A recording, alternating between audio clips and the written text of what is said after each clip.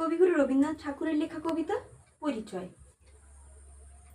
একদিন তরিখানা থেমেছিল এই ঘাটে লেগে, বসন্তের নূতন হাওয়ার বেগে। তোমরা শুধাই ছিলে মরি ডাকি, পরিচয় কোনো আছে নাকি, যাবে কোনখানি?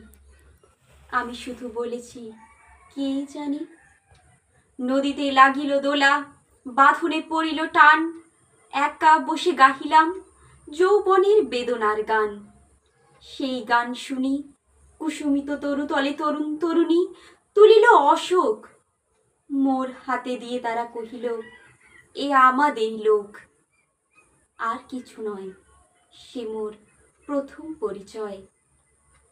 তারপর জোয়ারের বেলা সাঙ্গ হলো তরঙ্গের খেলা। কোকিলের ক্লান্ত গানে বিস্মৃত দিনের কথা অকস্মাৎ মনে আনে। কনক চাপার দল পড়ে ঝরে, ভেসে যায় দূরে ফাল্গুনের উৎসব রাতির নিমন্ত্রণ লিখন পাতির ছিন্ন অংশ তারা অর্থহারা।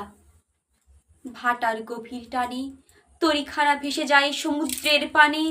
নূতন কালের নবযাত্রী ছেলে মেয়ে শুধাইছে দূর হতেছে, সন্ধ্যার তারার দিকে বহিয়া চলেছে তরণীকে।